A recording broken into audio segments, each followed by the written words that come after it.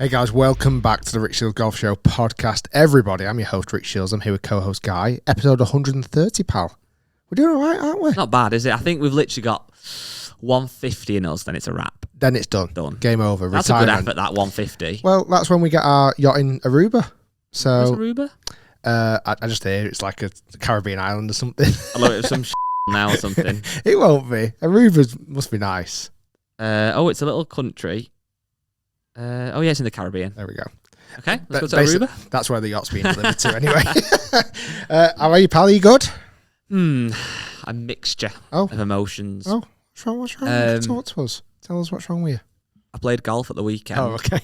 I don't know why I bother, but we'll come on to that later on. Admit, don't worry about listen, that. Mate. Yeah, we've got to come on to that as well. You and me also.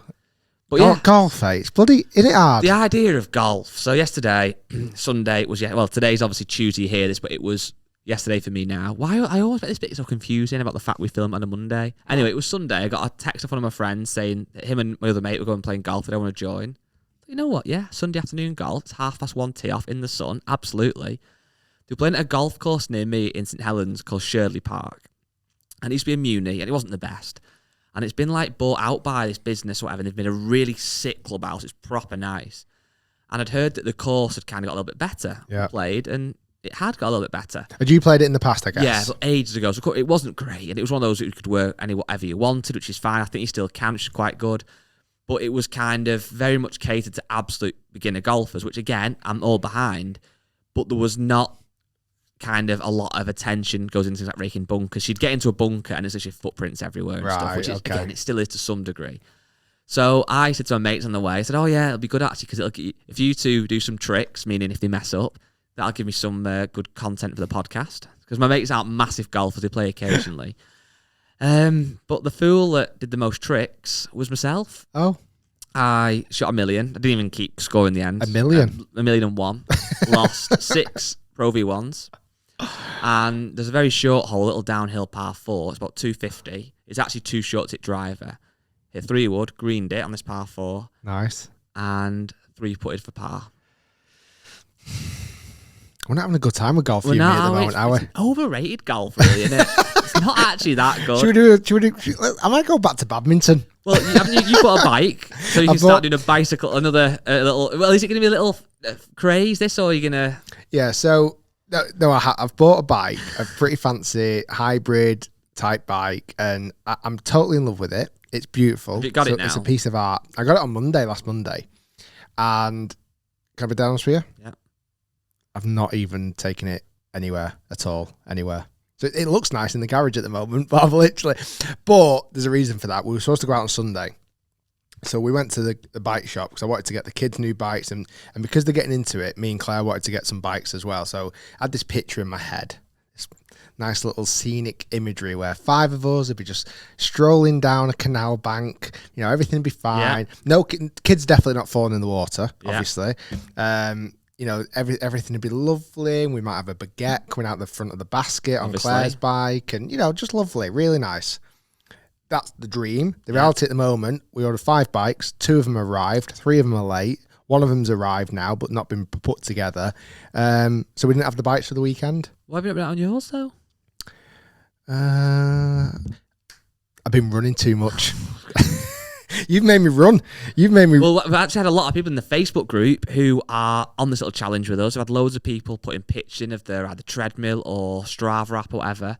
So it's going well. A lot of people are getting a bit fitter this month. Update so far? I've done 40k. Oh, nice. You're ahead. You're 40% done then. Yes. Obviously. I've only done 30k. So I did 3 10ks last week. Yeah, nice. I'm going to try and do 2 more this week. Yeah. I feel like getting that bulk of 3 done this week. I feel like you should be ahead of schedule then, I'm guessing, doing 40. Yeah, I did 10 this. I was in the gym at 6 this morning. I don't want to talk about that though. I don't want to go on about the fact I was at the gym at 6 this morning doing 10k, but I was, just so you know. Well, I was doing other bits as well at 6, just working some of these bad boys. I'm pointing at my legs, by the way, for people listening. So golf last week for me at Conway. Before we go on to your Conway, I've had a Dear Rick that I want to read to you because it kind of alludes back to Conway. So you ready for this? So quite early on in the podcast for a Dear Rick, but I've got one. So, you ready for this? Is this advice for myself? No, it's a question. So it says, Dear Rick, I am a big fan of the channel, so I hope this doesn't come across as a troll comment. Oof, one of them. When watching the recent Break 75 and the scores that you shot, I can see you have played badly, and then he's put in brackets, for your standard. I would be very happy with those scores. You also don't look very happy when you're out on the golf course and you're playing, and then he's put again in brackets, I get that you've been playing badly, so I'm not expecting you to be really happy when you're playing the golf that you've played. My question is, though, when I play badly, I've really thought about quitting, and actually I've had 2 stints in the last 15 years where I've stopped playing for a couple of years each time. Have you ever been close to actually quitting playing golf? I get that you can't really because you make golf videos, but deep down, whenever you've played bad, have you considered quitting? So my question, Rick, well, the question from this guy is, have you ever wanted to quit golf, Rick Shiels? There's the one time which I've definitely alluded to in the past that it made me quit tournament golf was that horrible event that I played in Spain. Not the event wasn't horrible. The way I played at Lumina in Spain was horrendous and really, really bad. But no, I don't think so. Because what's bizarre, when I've played badly and hopefully people have seen it, it's not every single goal. It's not as if I've absolutely chopped it. Like, part of the 2 shanks I hit at Conway, I didn't actually lose a ball. Only lost balls on those 2 shots. Yeah. So, like, my driving was not far off. My putting wasn't great. My iron play was obviously sketchy with a couple of shanks in there. My short game was shocking. But it wasn't as if I couldn't hit anything. So I think because I've got a bit of light at the end of the tunnel, it doesn't really ever make me want to quit. Tournament play, yeah, I'm not that fussed about playing in tournament play, as you know, it's been documented over the last few years. But no, I don't think I'd ever quit. Do you get why people do quit though, or should no one ever quit golf? I kind of get it. I hate when I see it, but I kind of get it, because let's say you work Monday to Friday, you're busy job, you know, you might get home late, you might leave early in the morning, you might get home late in the afternoon or evening, you've not seen your family that much, you know, you're not seeing your kids or hadn't a chance to take them to school, and you want to commit to, you know, going out and playing golf on a Saturday morning, every Saturday morning, because you're playing with your mates, you've not really had time to practice, you've not really had time to put any dedication in, and you're out there for 4 or 5 hours and you've played crap and you've actually not enjoyed it. I can kind of get why you might go, why don't I just go and pick up a bike and go and cycle? Like Rick Shiels. Because, like, other sports, certainly individual sports that, you know, jokes aside, cycling, like, I never feel like I've had a bad run. No. Like, I never go, after a run, I go, oh, that was such a bad run. Like, my technique was bad. Yeah. Sometimes I don't feel as fit as I could do, but I can almost, like, put it back to I had a heavy night last night, or I've run loads this week. Like, I can contribute it to something. But do you think that's more though because you're often doing the runs for pure exercise, where if someone was actually a fairly competitive runner and they went to like a Saturday park run and they did it in 27 minutes, like, oh, I should have been 24 today. Yeah. They might get that feeling. Yeah, definitely. Because it's score, isn't it? Essentially. It is. Well, what he's saying there as well, and this I saw this in loads and loads of comments. By the way, the comments have been amazing this last week, considering I absolutely chopped it round. But going off that topic, what he said there, going on a similar line to what he said, is that it was a really bad round for me. You can noticeably see I played bad, but so many people said, "Oh my god, I'd sell, you know, my wife to shoot a score, shoot a score that low." Do you know what I mean? Like the first thing you thought of was his wife. Like I'd sell. Who'd you sell your wife to? I'd sell a kidney to shoot a score. Sell my car under you know, mid-80s. Yeah. So it is all relative. Like, you look at some of the times when these guys have played on tour, and we went to the British Masters last week, which we'll talk about in a second. Like, they'll be walking off absolutely fuming at themselves for shooting a 75 or 76. But that's one of my friends, when I played yesterday, said something along the lines of wanting to be more consistent or wanting to be consistent or whatever. And I said, the thing is, though, you never in golf achieve consistency. I don't think you can. If you look at, like we've said this before, but some of the tour pros might go 75, 65 or whatever, or the other way around. 100%. Like, I suppose the number of shots might get closer together, which could determine consistency, I guess, but it's not really. If you're shooting 66 and 72, that's quite a long way off. Whereas a higher handicapper might be shooting 100 and 122. 100%. It's still kind of the same thing, isn't it? Again, it's similar, like I say, to tour pros. They can go out and shoot 65 and 75. It's 10 shots different. That's massive. It's massive. It's huge. Like, and we saw a bit of that this weekend. I didn't watch loads of the PGA Tour this weekend at the Wells Fargo, but I read a story where I think McIlroy managed to hold a really good putt on the last hole on Friday to just make the cut. So he'd been struggling Thursday, Friday. He goes out Saturday, Sunday. I think he'd finished tied 4th.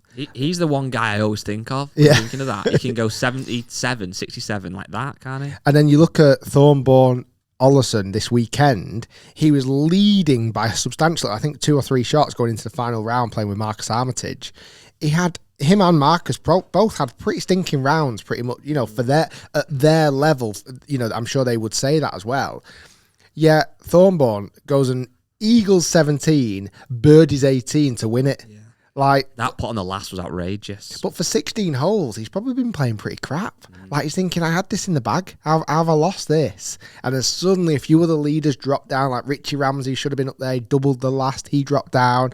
And Ollerson would just happen to be in the right place at the right time and sink 2 ridiculous putts to win a tournament. Like, we went to the British Masters, and how many times I think the biggest standout, and we talked about this when we were having lunch, I think, the fact their bad golf is they make a scrappy par, don't they? Obviously, they'll drop in a bogey every now and again, and sometimes, very rarely, a double bogey. But their bad golf, sometimes they can hit a couple of terrible shots on a hole, but they scrap it in on a par. Well, that's the thing. It's more that they can hit a terrible shot, and they're that good at every aspect of the game. They could miss a green, which is a bad set, say 7-iron. But the chipping's that good, they'll put the chip fairly close or very close. And even if they kind of don't quite put it that close, the putting's that good, they'll probably sink the putt anyway. So yeah, the scoring, but it's an element as well. I think something that Lee Westwood talked about the other day was like this grit and determination. And there's something that I just don't have when I'm playing. If I hit a bad shot and I just like walk up to chip, have a quick look, and then maybe put it nowhere near, then miss the putt and come off with a bogey, they take a little bit more, not even more time, it's more attention on each of the shots, and that little bit more attention, that little 10% more over all your shots, it makes a big difference, doesn't it? Big time. Didn't I bring up a quote a couple of weeks ago that I heard something like tour pros have really short memories? Yeah, like because how many times I carry, and I'm sure you do, and a lot of people listening carry bad shots we've hit throughout the round into the next shot. Well, you look at tour pros and they'll hit a bad shot and they'll have a bit of a whinge, and like we saw a tour pro, a good friend of ours, I don't want to kind of discredit him on his, but he had a little bit of a hissy fit on the 18th. Second shot, didn't he, going into the green? Kind of did something that I wasn't massively a big fan of. But next shot, he had a really tough chip. He got up and down from like nowhere. And he forgot that bad shot. It's gone out the way. It's like forgotten about. Skill. Also, people, because this has gone out Tuesday, would have seen my match against Lee Westwood now. Yes. Now, but I don't want to ruin the results. Well, okay. If you've not watched it yet, maybe just skip forward a minute or two. But that's another example where, like, sometimes if it's not going your way, like the front nine for me, I just literally couldn't make the ball go in the hole. It was so frustrating. I was kind of nervy and just I didn't have a nice feeling about me. It just takes a couple of nice shots on the back nine. Steady the ship. And like the whole round turned round. He wanted to destroy you, I asked him on the 17th green, I think again I said last week, and he was adamant he was going to win that match. And he was going to leave no stone unturned. I like it. But that is the difference. I don't know if I've got that in me. I feel like I'm quite competitive, but I've not got it in me to the level that like these real elite That's how they get to where they get to, isn't it? It's the practice. It's that obsession with being the best. Like they could do anything they would want to win, wouldn't they? Yeah. Like you look at it with like, even we talked about Formula One a minute ago, like those guys at the front, they have to win. Like, it's so like ingrained in their kind of personality. You look at, again, all the celebrities that were at the F1 this weekend, like you look at like Michael Jordan, he had to win. You look at Serena and Venus Williams, they had to win. David Beckham, to a degree, had to win. Like it's inbuilt. I wish I could inject it. I wish I could inject that. Kind of steroids. It helps a lot. Just a quick one before we go. We'll definitely talk more about the British Masters because we went for the day and it was awesome. Got some good news, a little bit of bad news, with more good news. Okay. It's like a sandwich of good and bad news, really. So the good news is the live podcast is fast approaching us. It's Saturday, the 28th of May in London, the Rick Shiels Golf Show live. Bit more good news. We've done quite well on ticket sales. Great. Bad news is we've not sold them all out yet. Okay. So the good news for the listener is you can come. It's bad news for us, but good news for the listeners. Yes, exactly. So it's going to be in London. We're going to put a link. If you're watching this video, there'll be a link below. If you're listening, there'll be a link in the podcast description. And we'll also put some stuff on Rick's Twitter and Facebook in the next coming days. So you'll see more about it as well. Saturday, 28th of May. Yeah. It's going to be about 7:30 start. The bad news for me is that Liverpool are in the Champions League final. Don't tell people. They'll be like... I don't blame if you don't come. I'd rather go to the pub and watch it myself. I've got to do a podcast. I might just do it on my own. I might. Well, yeah, if you can. If you don't mind. Well, the good news is, if you live in London, you you might support a London team or whatever. So it's obviously Liverpool and Real Madrid in the final. And then we'll be done by half time. Well, maybe. I think we will. Yeah, we'll see. I don't know about that. And then we can have some beers and watch a bit of footy. Well, that's the other good news, that if you're coming, this has got a different vibe. So if the last live podcast we did was almost like a show, wasn't it? We had some guests on. It was kind of, how would you explain it? It was a show. This one is a lot more of a chilled out vibe, isn't it? You're going to be boozed up. I'll be semi boozed up. We're not actually recording it, so people listening now, the live, we're not going to actually use as a episode. Yeah, it's more of a vibe. Yeah. You've got to be there for the vibe, really. Not everyone can be there or get that, so it's a shame if you live obviously further away or whatever. But if you are a fan of the podcast, you want to come and meet Rick, get a picture with Rick, sit on the stage with him. Guy. Yeah, to some degree. It's the chance to do it. So it's going to be a very much, if you are coming, we can't wait to see you all. We will stay around for beers afterwards. You're going to get rat-arsed, I've heard. Well, I think, you know what the plan would be? Everybody come in, right? We all agree. We don't go on social media, okay? And we pause the match 5 minutes before kickoff, okay? Just outside in the little kind of amphitheatre. We all enjoy the show. You and me are vibing, having a few beers, this, that, and the other, right? Then collectively, hundreds of people go behind, press go on the remote, and off we go. Or we could go to, forget the match, really. Let's not be bothered about it. We can have a couple of beers, and everyone can walk out together with you, like we've been to a football match, right? And they can all be cheering, tops off, "We are the Shiels Army!" And we can walk to the local pub. Like, it's a bit like Green Street Elite. Have you ever seen that? Yeah. I have. We could cause a bit of trouble in London. Wow. And then get the train back the next day. Well, there you go. Either way, who knows? You're only going to find out how it's going to pan out if you come in. So it should be good. That is the 28th of May. So there's tickets available online and you can come along. It's a big day today, you know. It's a very, very monumental day. Is it the day that you first are ever going to get up and down? No, that day's yet to come. Guess again.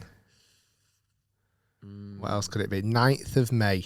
9th of May. I think I know exactly what this is. I'm going to say it is 10 years ago today you did your first ever YouTube video. Oh, you spoiled the surprise. Yeah, no. Oh, you just guessed, but don't get it right. Guess it right. No, it is. It's 10 years since little Ricky over here decided to go onto YouTube and press that upload button and uploaded the first ever YouTube video on the Rick Shiels Golf YouTube channel. How mad's that? Draw a medal? Yeah. I'd like something. How mad's that? Well, what's mad is that not only is 10 years a long time, it's the fact of when you first uploaded that video, you would have had no expectations whatsoever. I'd have started with 0 subscribers, 0 views, 0 hours watched. I wouldn't have known what analytics is or algorithm, or wouldn't have known anything. Thumbnailing, description, clickbait. Obviously, I knew nothing about clickbait back then, because the first video was actually called "Golf Swing from Above" with Rick Shiels. It sounds like a nice, like, what does it sound like? Golf swing, like almost like a poem or something. It was 48 seconds long.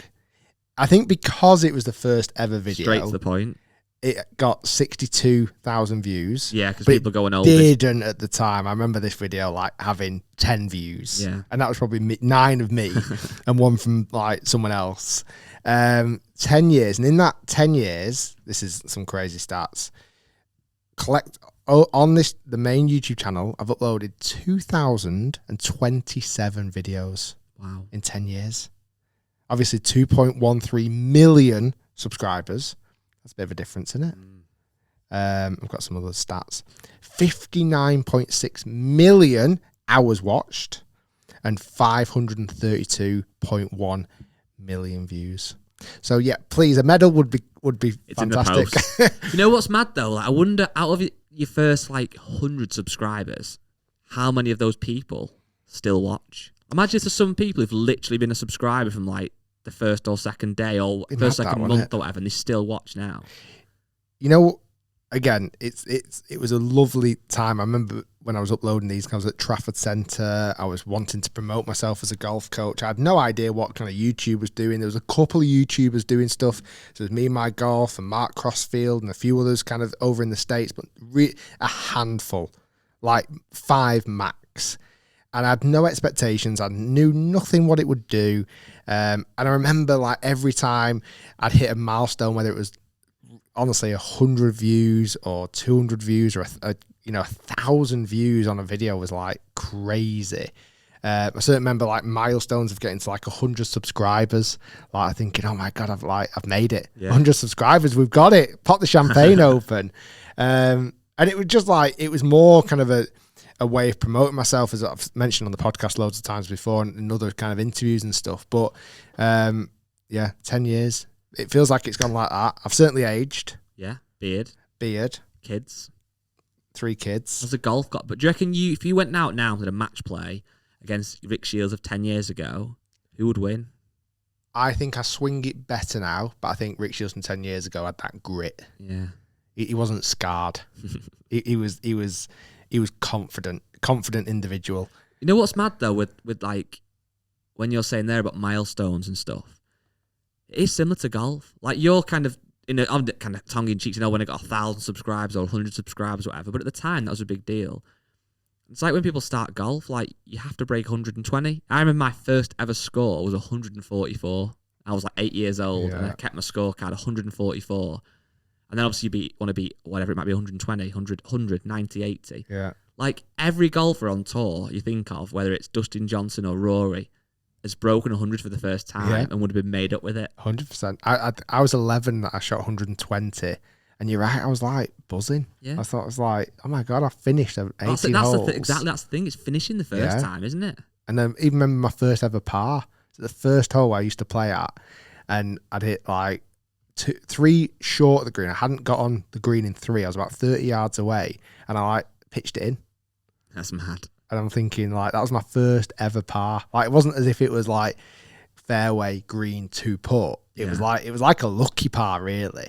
Because I couldn't reach the green. It's great. Like again, my golf club, I think I said to you when you came the other week, it had a simulator well too early. It had a simulator in about, I'm going to say now, 2001 maybe. It was too futuristic because people couldn't get their head around it. And we used to hit balls, and it was like you used to pay for it, but you used to turn it on to free for the juniors sometimes. And I remember hitting a driver 100 yards. Oh my God! And I was like, absolutely, buzzing. Yeah. Well, you are like, because it's like they are these milestones that kind of keep you coming. So yeah, no, nice day today. Happy to kind of get to that milestone. Thank you for your help, obviously. Thank you. Thank you for everyone listening, watching, subscribing, interacting. It's been a fun journey. Hopefully 10 more years can come. I'm going to quiz you firstly on a couple of things then. I'm going to ask one thing. Sorry, 149 comments that first video got. If you're listening to this, let's see if we can double the comments on that first ever video. Let's see if we can get to 300. Maybe just a congrats on 10 years, or Rick, you're not a nice person, or whatever you want to say. Rick, you're a plant pot. Out of that 100, not 100, I was going to say 100 years then, 10 years, what's been your favourite ever video to make? And I'm not thinking of one that's necessarily got the most views, but the one that you either now that you look on most fondly, or at the time when you uploaded it you thought this is unbelievable. You might look back at that now and think it wasn't unbelievable, but one at the time that you were really, really happy with. Let me just flick through all 2027 and have a quick look. I wonder which one it was. I'm most proud of. You know which one I think, from my point of view, is up there? And it's ironic because the Lee Westwood one went out yesterday. I still think the one with Tommy. Yeah, that was pretty good. because you had a tour pro on who at the time filming. As a concept, it was everything. Perfect. It was the fact that you had a tour pro on who at the time, and obviously still now, is an absolute elite golfer. He was so relaxed on the channel. So that's like kudos to you and to the channel that he was himself on there. It was a video that was something that people haven't really seen before. I think that's a good one. You know which one it is? That's that really daft one. But I think it's because of the kind of coach in me.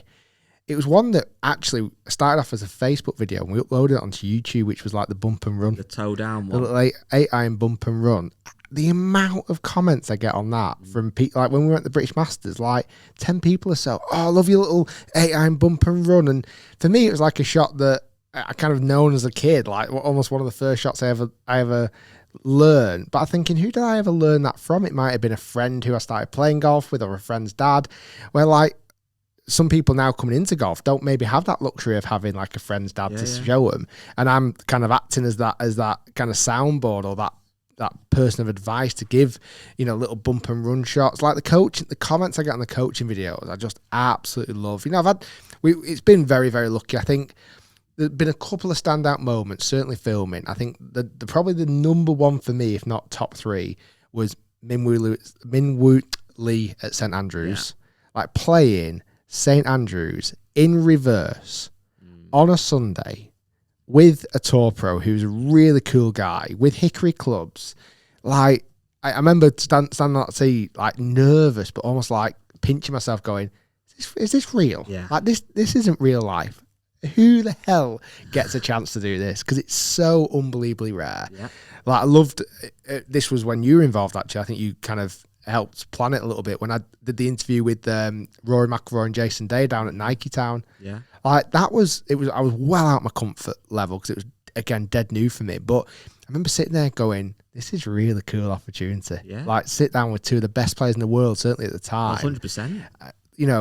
Even videos like with Tour Paul, like we get to hang around with the tallest person in Europe, or like Eddie Hall, the world's strongest man. Like it's absolutely It's almost the non-golf crazy ones that are almost the most, like the people that you meet that aren't even golf related, like Eddie Hall. That was a random collaboration, but did really well. Brilliant. And genuinely all the little matches, all the times I played with Pete or Carly or Matt Fryer, the times we've had obviously playing with like James Robinson, even spending time with you out on the golf course in like the recent 75s and stuff. Like, I'm very fortunate I get to call golf my job and I get to make videos about it. And I genuinely think in 20, 30 years time, as long as YouTube doesn't get deleted, there'll be days where I'll sit and just watch old videos. That's the coolest bit, I'd say. I did it actually yesterday because it got me thinking, like when we went to the British Masters and you asked me about the Belfry, and I thought, I've played it definitely, but I can't quite remember when I've played. And I literally just put in Belfry Rick Shiels. It's like I've done like 20 videos there, and I can just flick back and go, "Oh God, yeah, this was like." Do you remember the shots when you see them like hit like roughly? Yeah, like, I remember. Yeah, I remember certain. I almost remember the outcome before I've hit it on video. Yeah. So I'm like, I don't remember. Oh no, I do remember where this one finishes. This one finishes right, and then I'm like, oh no, I got up and down from there. I missed this putt. I can't believe I underread it. And I'm talking about 8 videos from like 8 years ago, 7 years ago. I'm like, how do I even remember this stuff? It's madness. Yeah, that's the weirdest bit. That's gonna live forever. You can watch them again. Like 2,000 videos. Like there's so much different content from, like I say, from the coaching videos or the fun entertaining videos to the break 75s to the matches that I've had. It's been a super fun ride, and here's to many more years. But like I say, it's 10. I just can't get over it. It's 10 years. It's a big chunk of my life, that, isn't it? I'm only 35. That's like a third of my life uploading YouTube videos. I think we need to get a cake. I wonder what I would have said to myself at like 16, like finishing school. I kind of wanted to be a golfer. It's kind of what everyone's kind of dream was. I went off to college to go to golf college. Someone said to me, "Rick, you're going to be a YouTuber." I'd have gone, "Shut up, what's that? What's a YouTuber?" But what's mad now, like I'll talk to the kids and like I'll tell them, because they ask me, "What do you do?" I'm like, "I'm a golf pro." And they're like, "All right." I say, "I make videos." "All right." "I'm a YouTuber." "You're a YouTuber?" Yeah. How many subs have you got? Yeah. Or I'll talk to like cousins or nephews or whatever, and it's like, oh, you're a YouTuber. It's like, yeah, but I'm a golf pro though first. Like, don't forget that bit. But YouTube as a platform and as a viable kind of job. Well, I think what's unique with YouTube and with YouTubers now as well is that even in the last maybe 3, 4, 5 years, a lot of people watch YouTube now who wouldn't have done before. You know, it was a very young platform 6, 7, 8, 9 years ago. Like my dad loves his YouTube now, but there's so many different genres on there that, like, my brother as well, he watches like a lot of woodworking stuff, and he like looks up to those kind of YouTubers, if you like. Yeah. My dad watches like random caravan videos and stuff. So many more people now like resonate with a YouTuber and might even have their own favorite YouTuber. Yeah. And I remember it wasn't very long ago, a guy said, oh, my daughter watches YouTube and all she does is watch kids playing with toys, and she's got the same toy herself, and he couldn't get his head around it. I said, but do you ever watch Gogglebox? He went, oh yeah, I love it. I said, well, you're literally doing the same thing. You're watching people watch TV you've already watched. Yeah. So, and he was like, all right, yeah. And I think even that kind of mindset, it's not very often you get that now. People don't get YouTube. Yeah. More and more people understand it and use it, and like you said, where will it be in 10 years? In my head, I always think, like, it won't be here in 10 years. But why will it not? Like, you might have thought that 10 years ago. 100%. But also, like, when we talk about the milestones, like, because there was no blueprint, nobody knew how many subscribers could be achieved or how many views could be achieved. And in golf right now, nobody still does. We're at the forefront, thankfully.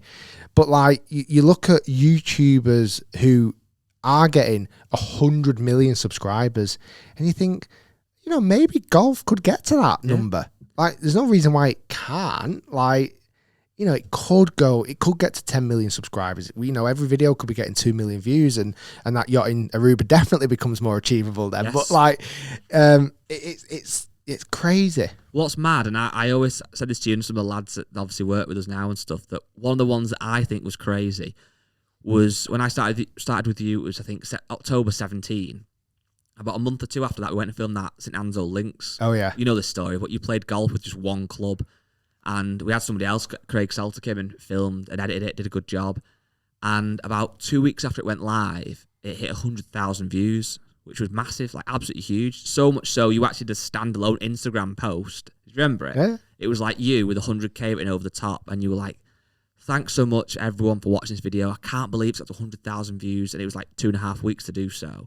And we were like, at the time, absolutely made up, and rightly so. Yeah. Like, that was a massive achievement. The videos very rarely got to 100,000 views, and if they did, it might take a year, 2 years, whatever. That was 2.5 weeks. The main channel videos now, like the Break 75s and stuff, do that in like 2 hours, 3 hours. Yeah. And that's not like a gloating thing. That's just showing the actual... Sometimes you have to look at something, and that's ironically an Instagram post that makes you think. That's the time that I've been with you. You obviously know it from the actual start, when you like used to get 100 views or 1,000 views. Yeah. And you have to sometimes, it's quite good every now and again to take a step back and look at the actual size. 100%. Like I say, it's the scale. But yeah, on that note, massive shout out. I've said to yourself, you've massively changed the channel and the way that we've made videos, and we make, hopefully, everyone agrees, much better videos now. The fact that Tim, my longest editor, has been with me for like 7 years. Harry, who's off today, but he does an incredible job on all the Break 75 stuff. Matt, who does the podcast and sometimes records it. No, I'm joking. But obviously he does great on the podcast clips, and he started our Facebook channel. We've got Ed now, another editor who does all the Facebook stuff. Got Amy, who like does a lot of the kind of admin work. It's like, it's a full juggernaut of a team now, which is it's really exciting. So basically I can't quit.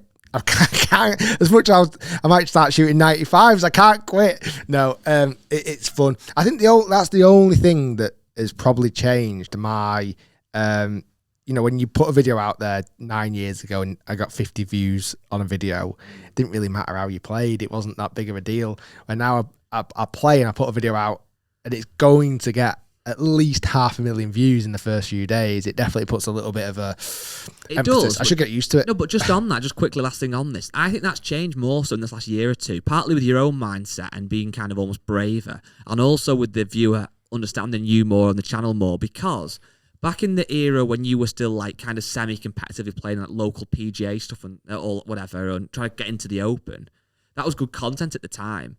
But obviously, you were kind of wanting to play well in order to firstly get into the Open, do well in these PGA events, but also for your own kind of credibility as well. You want to be a good golfer. Whereas now, I think people are much more aware that you don't play as much as you probably realise. You are a good golfer by most people's standards, but also you're not going to go out and even break 75 all the time. You will have some 80s, 85s, whatever it might be. Yeah. But also, one of the comments I saw that stood out so much on the last one that was really accurate was someone almost praising for the fact that you could easily shoot that score and go, that's not going on YouTube. I'll come back again tomorrow. Nobody would know. Literally nobody would know. No. Those 2 shanks, you could have just put the third one down and said, let's not film that, lads. Let's do the next one. Nobody would know. No. You got a 9. Like, you've put yourself out there.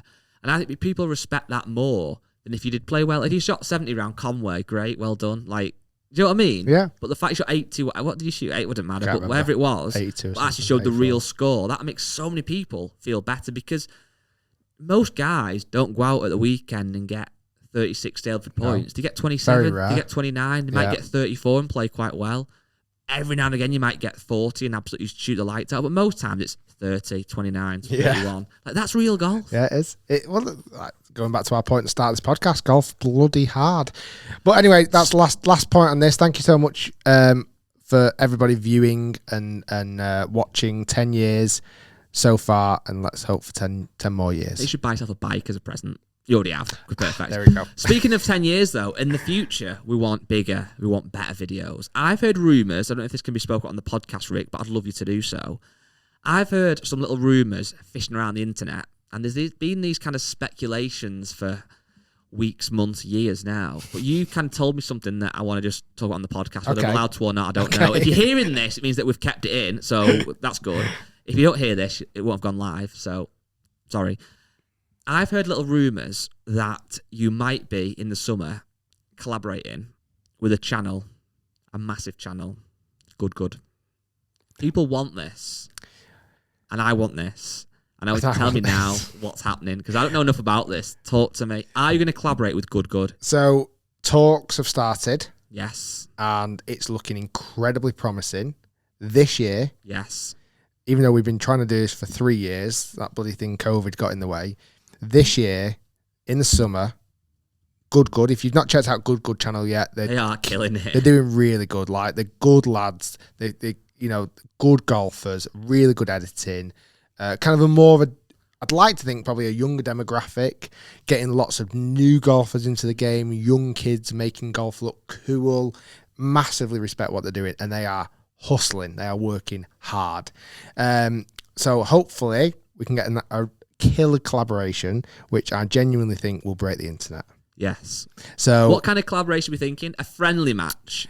Because I feel like if you play against them, then they've got such a passionate fan base, we might lose. Bring it. Bring it. Let's go out all guns blazing. Let's just see. I think a mixture of fun videos, a mixture of a competitive one, maybe thrown in, competitiveness, a whole mixture of different types of content. I think the plan is for them to come over in the summer, come over to the UK. Hopefully, I'm not talking out of turn here because this hasn't been kind of booked just yet. But we'll I'm be in excited America at some point anyway. Yeah, I'm excited to meet up with the lads. I'd follow the journey. I'm a big fan of the channels, what they're doing. Yeah. Brilliant. I'm very excited, and I think only the viewer and people who enjoy golf and enjoy YouTube will benefit from this collaboration. That's it as well, and I think something that we've become more aware of now as well is that there's so many golf YouTube channels, and there's so many good ones now as well. Like good. The way they film their course videos are unbelievable. Like really, really good. And it's not better than ours. I'm joking. No, they are very good. But that's the beauty of, for us, it's great to see other channels doing well, because it does actually make us more almost competitive. We want to up our production value and make sure that 100%. Our video is still looking good. And when we talk about collaboration, that'll be the stuff that you see. But actually, it'll be the collaborations that we talk about off camera about how do you shoot that, how do you get that, and they might ask us, well, how do you get your podcast looking that good, or how do you do this, and they'll come to the studio and see it, and we'll get them on the podcast, and it's a collaborative output that the viewer will see that, but it's actually more of a collaborative kind of input all together, or like-minded individuals going, well, how can we all get better? How do you do that? Okay, well, how do you do that? And let's exchange ideas and thoughts, and let's make the whole platform Well, that's better. it. The better their videos are, the better it is for us, because people watch their videos. Don't just watch one YouTube video a day or every 2 days. Not They at go, all. oh, that video was sick. Good video was really good. 100%. Oh, there's a Rick Shiels video at the side. I'll watch that one, or vice versa. So Yeah. it's good for the whole platform. It's good for golf. It's good that they'll be getting people into. I think we know we speak to a wide audience, and certainly younger, but a lot of older people as well. They speak to a lot of younger people, a lot of non-golfers watch their videos. You can see on the comments, people say, as you do on ours, but on their videos, they say, I don't even play golf, I watch every good video. Yeah. That person might become a golfer, might want to buy a new driver and watch our videos, whatever. So it's good for everyone. It's rising tides rise together, and I feel like that's what us and good can do. British Masters. We went very good. We did. We had a bit of a day out. We did. It was like a dad and lad day. You were the dad, I was the lad. It was good, wasn't it? It was. So this was the DP World Tour British Masters, hosted by Danny Willett at the Belfry, one of the most famous golf courses certainly here in the UK. Hosted the Ryder Cup a number of times. A world class venue. Yeah. It looked spectacular. You know what word I'm going to use for it? Lush. Yeah, it did. Didn't it? Yeah, it did. Super green. Immaculate condition. The golf, we went on the Friday, so it's just before the cut, so all the golfers were out there.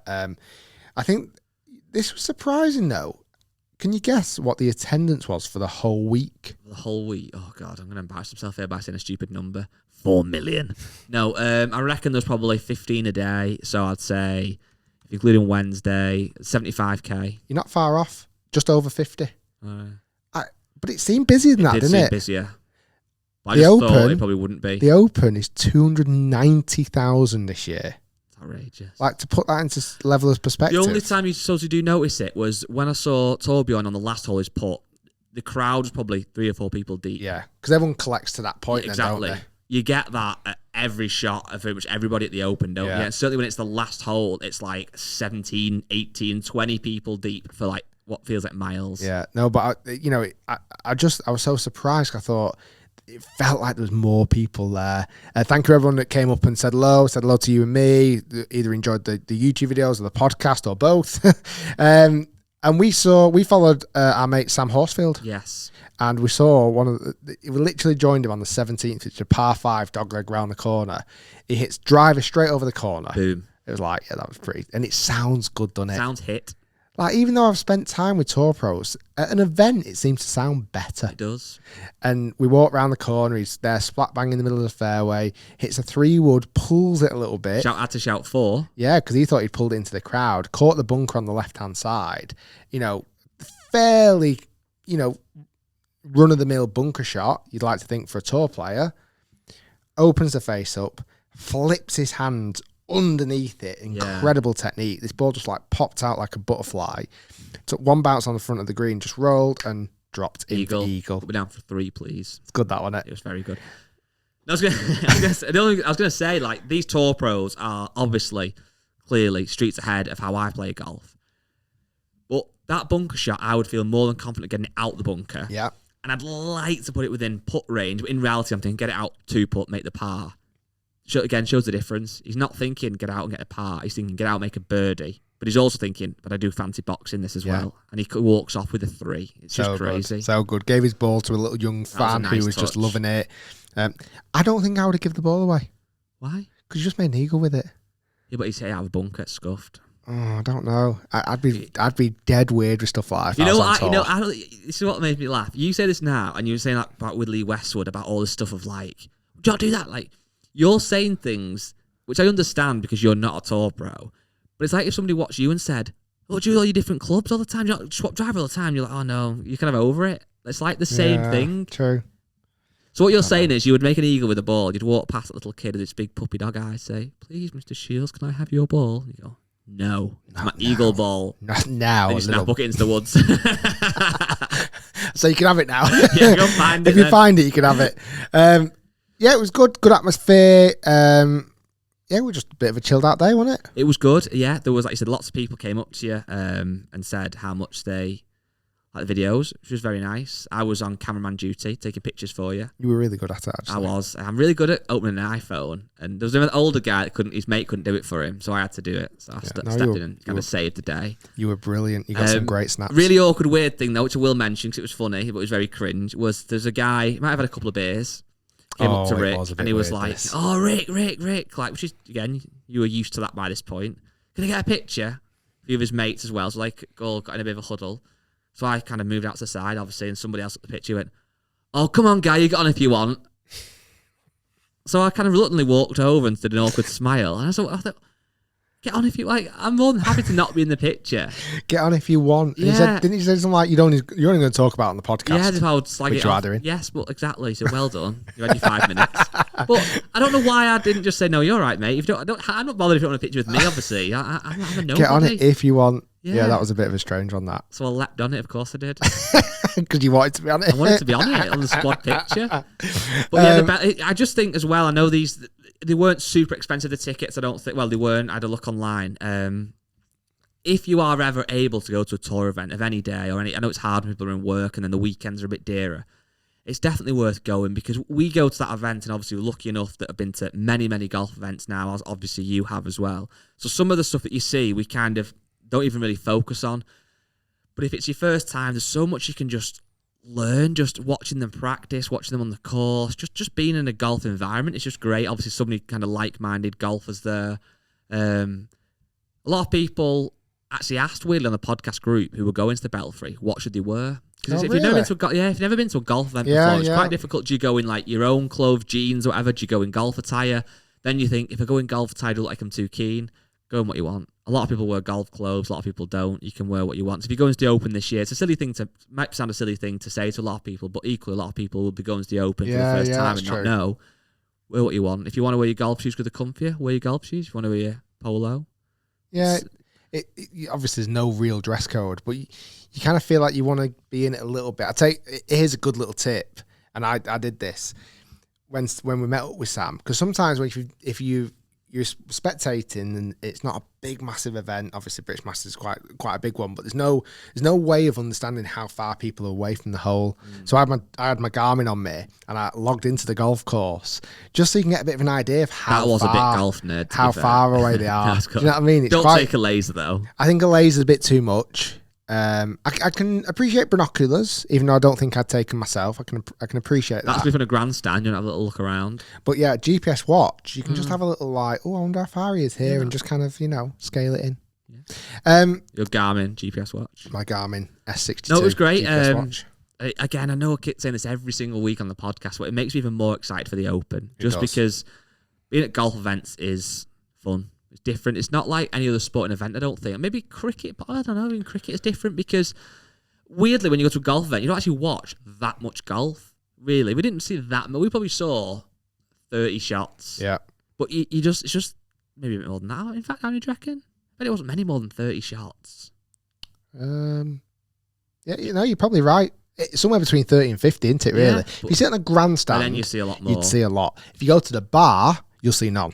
Unless you're having different kind of shots. Oh, yeah. Well, talking about golf events. Yes. Talking about ticket prices. Talking about some of the best golfers in the world. Live podcast in London. LIV Golf events. Yes. So, I'm sure a lot of people, certainly if you've got your ear on the ground, have heard about the LIV Golf events. This is will often be called the Saudi Golf League. Yes. The first event is taking place in London. And I'm just going to go on ticket price straight away because there's been a lot of backlash.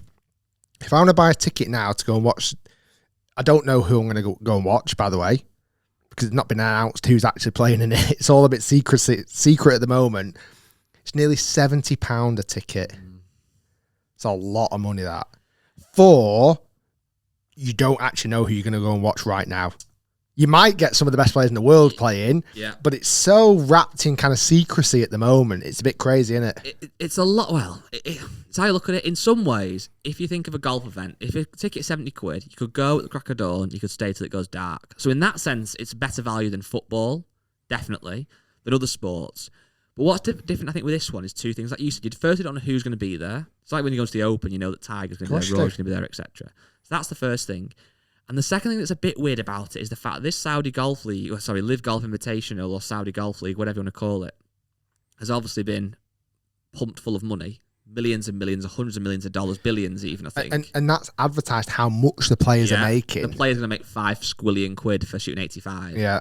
But yeah, if you're a punter that wants to go, you've got to pay a lot of money. I think they would have been so much better off from a public image if they'd have made tickets either free 100% or free. like a tenner. So it's almost like stupidly cheap because it's like if they sell 10,000 tickets, 70 quid, so that's 70 grand. No, 700 grand, I think. Yeah.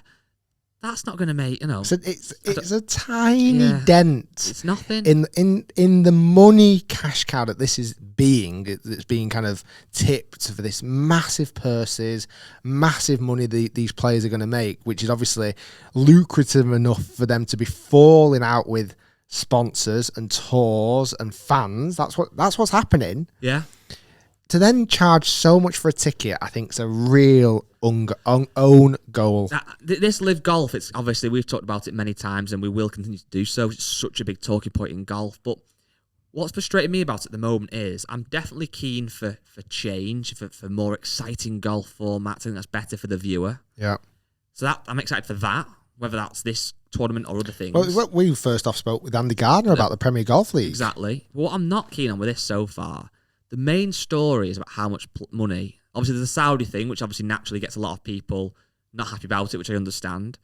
But then the second thing, the kind of more golf side of things, is that all the real output I'm hearing is about how much money the player's going to get. It's nothing about the fans at all at the moment. Like when I watched the F1 yesterday, I don't care how much Verstappen gets. I actually don't know. No, I don't care if it's 1 million quid or 10 million. I don't care. So that's the first thing. It's like, yeah, it's great the golf's winning loads of money, but they're already multimillionaires anyway, so I'm literally not bothered. The other thing I don't like as well, a lot of the people that are potentially going playing, the way they're going about and things they're saying, it's really not nice. Like the whole thing with Sergio the other day with what he's on the PGA Tour that I'm sure a lot of people have seen. I can't wait to leave this tour, only a couple of weeks left. That then naturally reflects badly on the new tour. Of course it does. So it feels like there's so many things that are kind of tarnished. And just another thing on this as well we haven't touched on.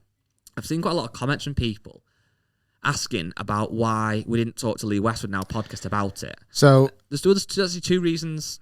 I've got two reasons. Well, first off, basically it was under embargo. That's the first one. So he said at the start of the podcast, listen guys, off podcast, I can't talk about it because I said, can we ask you about it? He said, I can't. Yeah. Like my response would be, he was under embargo. My response would be, I can't say anything. Yeah. And now, since that last week, he did get interviewed by Sky Sports, and he came out with a little bit more. So whether some level of embargo is lifted, but it's when we certainly, I don't know if this is your follow up point. When you sat with someone for a full day and a full podcast and filming the whole afternoon, you don't really want to piss off either. Well, it's kind of that, but also, well, firstly, he'd said, I can't talk about it, so we're not going to push him. Yeah. We are happy to ask questions, or you have as well, a bit awkward, i.e. when you ask Bryson about not shouting full. So that's not off the record. But also, when we have these, a few comments saying, when you interviewed Lee Westwood, you didn't ask him this. I personally, I don't know about you, I don't see this as interviews. I think of interviews kind of very much kind of you asking questions back and forth you have a right to know the answer to. We almost see them as a guest on this podcast, and we want them to feel very relaxed and at home and not like they're getting grilled. So if he hadn't have said to us at the start about the LIV thing, we would have 100% asked about it and maybe gone to a few of these things. But if he said to us off, which people didn't know, he said off the record, I can't speak about it. We're not then going to start pressuring him and go on, like, in the podcast. Yeah. And we want other big guests to come on. It's just not how we are. No, I mean, it's a bit like did you see the interview last week of Suzanne from Good Morning Britain? Yeah, with Boris Johnson. Like, that's an interview. Exactly, that's a grilling interview. Rightly so. Like, when Piers Morgan interviews certain people, it's a grilling. Where this isn't. It's a sit-down, friendly, nice chat that we don't need to kind of pull up things like this. If he can't talk about it, if he could, we would have asked him, are you going to be playing in it? What do you think about a few things? But again, we're not going to stand there and grill him and go, what about this? What about that? What about this? Because that's not who we are and what we do. And we're not journalists. Exactly. Like, when he got interviewed by Sky Sports, they're actual journalists who are trying to get They do a great job at it. These answers out of these guys. And they're also being pressured from their big bosses. We need an answer from Lee Westwood. We need it. Well, we're not pressured by anybody. Like, we don't need to do it. So either way, LIV Golf Tour, the first event's actually very soon. It's a month away. We still don't know who's playing in it. We know rumours. We know rumours of Westwood, Garcia, Mickelson. Adam Scott, maybe. I Adam think I've heard rumours Scott, of. Who else was there? Patrick Poulter, Reed. Poulter. Richard Bland, I think I've heard. These are all Bland. rumours on the internet. So there's no necessary truth in these. But I just don't know how it's going to pan out. I really don't. I'm excited to see how it goes. And I'm also excited to see, again, at the moment, there's been a lot of, and we actually don't know this because the Lee Westwood video is going out today for us. So it'll be out already. If there'll be a lot of comments on that about people who aren't happy with him potentially playing in it, I don't know. I'm interested to see, though, how that, if it changes. Like, if these players go to these events and they end up being good events and good TV, will people then kind of warm to it? Or is the fact it's coming from Saudi so fundamentally wrong in so many people's opinions and minds, they will never give it a chance and they will never entertain it? I don't know. Could go either way. It's 8 events, pretty much 1 every month. 1 in June, 2 in July, September, October, 3 in October. It's not going to be long before we find out the answer to all of these questions, like who's playing in it and is it successful. I mean, there's a line on the website: the grass is always greener when you're standing on it. That's on the website. So it's like it's just mystery. Like, I feel like they've gone out this. Obviously, Greg Norman's kind of fronting this. They've gone out this and they're trying to sign the best players in the world or whatever they're trying to do. But it's so under wraps. It's hard to get excited about it when you don't know who's going to be playing. Really, really, really hard. And then, like I say, when you're charging 70 quid a ticket, then I just think that's such an own goal. Really is. What else do we need to talk about? I think that's pretty much everything I had, really. Yeah. Sorry. I bought an iPad mini randomly. Yeah, that was a waste of money. Have you used it at all? It's not... Nah.